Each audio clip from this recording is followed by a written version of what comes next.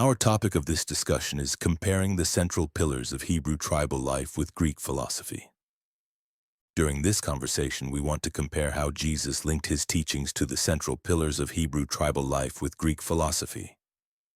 We need to contrast the Hebrew worldview, rooted in community, covenant, concrete experience, holistic thinking, storytelling, and poetic language, with the key characteristics of Greek philosophy, which emphasized abstract reasoning, individualism, systematic logic, and dualistic views of reality. Chris and I will analyze how Jesus' teachings align with Hebrew tribal life, contrast them with Greek philosophical approaches, and highlight where Jesus' methods either diverge from or resonate with Greek thought, providing a detailed comparison. Chris, will you explain to our listeners the difference between community and individualism? Let's begin by examining the differences between community and individualism. In Hebrew tribal life, the culture was deeply communal, prioritizing family, tribe, and nation over the individual. Sin, salvation, and the covenant were often collective, impacting the whole community. Jesus embraced this, framing his teachings around collective identity. For example, he established the ekklesia, the new covenant community, as mentioned in Matthew 16:18, emphasizing shared faith and responsibility. This community is known today as the church. Parables like the Good Samaritan, found in Luke 10:25-37, broadened the idea of neighbor to include outsiders, strengthening the concept of community care while expanding its reach. His use of shared Passover meals, as described in Luke 22:14-20, reflected Hebrew tribal traditions of bonding through communal meals. On the other hand, Greek philosophy, especially during the Hellenistic period, such as Socrates, Plato, Stoicism, and Epicureanism, often focused on the individual's pursuit of virtue, wisdom, or happiness. While community played a role in Greek thought, like Aristotle's polis, the emphasis was on personal rational development or self-sufficiency. Stoicism emphasizes personal self-control and detachment from external circumstances to attain inner tranquility, ataraxia. Plato's philosophy focused on the individual soul's journey to truth through reason, as illustrated in the allegory of the cave, where personal enlightenment is a central idea. Epicureanism emphasized personal pleasure and avoiding pain, but only in moderation. Compared to personal enlightenment, self-control, inner tranquility, and individual pleasure, Jesus' teachings are primarily communal, emphasizing collective identity and responsibility in Hebrew tribal life, correct? Yes, his vision of the kingdom of God is a shared reality, not an individual achievement. Greek philosophy, by contrast, often emphasizes the individual's inner life or rational pursuit, with less focus on communal salvation or collective covenant.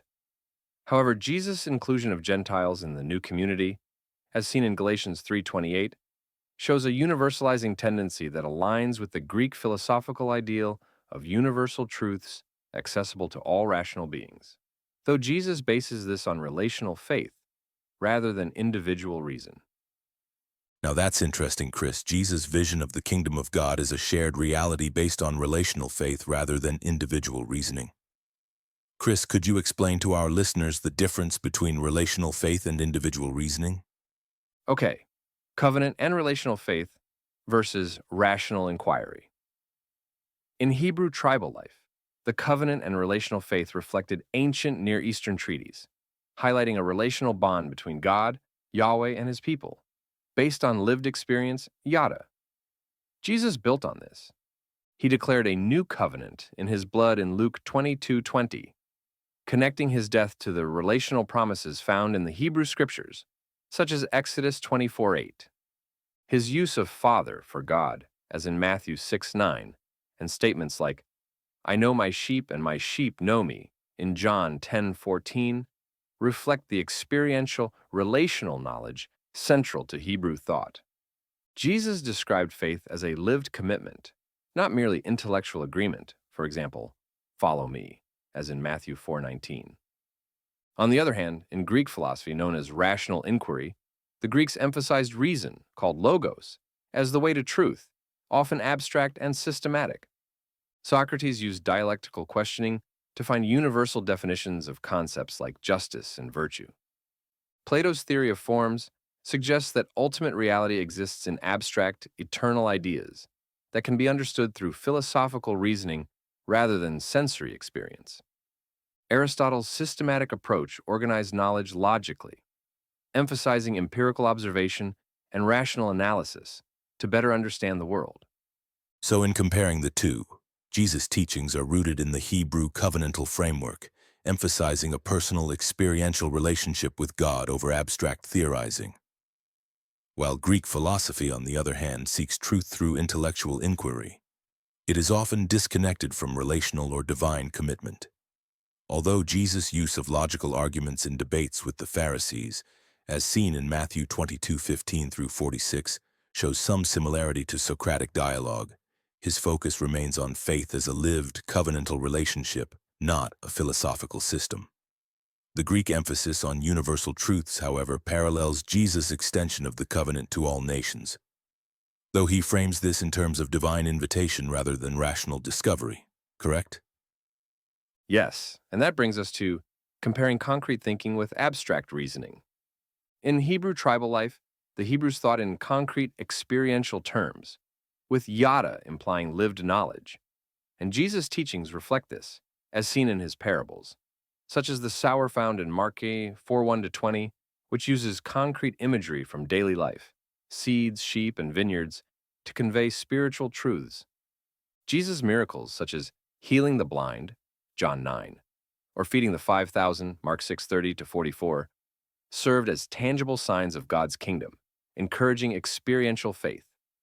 Calls to action like take up your cross, Matthew 16:24, emphasize doing rather than just thinking. On the other hand, in Greek philosophy, Greek thought leaned heavily on abstraction. Plato's theory of forms suggests that abstract ideals, like the good and beauty, exist beyond the physical world and are understood through reason.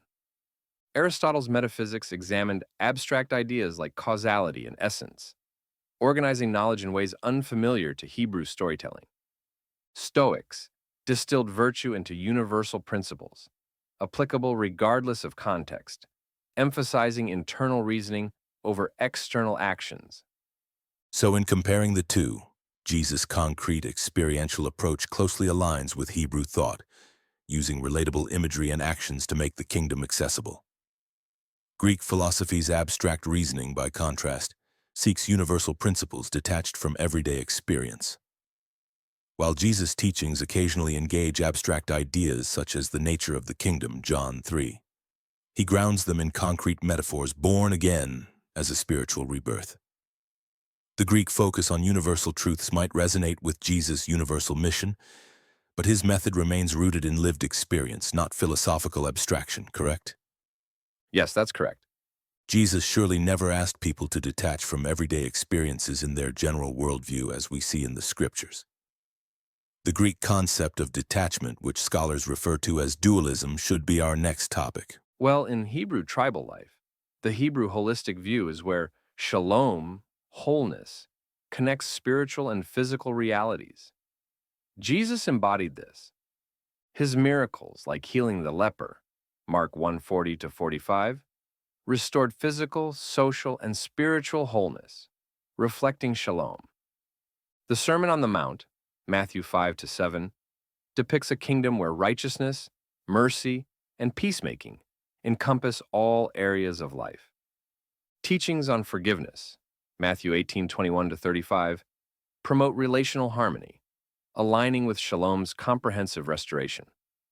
On the other hand, in Greek philosophy, dualism, Greek thought often divided reality into two contrasting categories. Plato's dualism separates the physical world, imperfect, sensory, from the world of forms, perfect, rational, emphasizing the importance of the latter.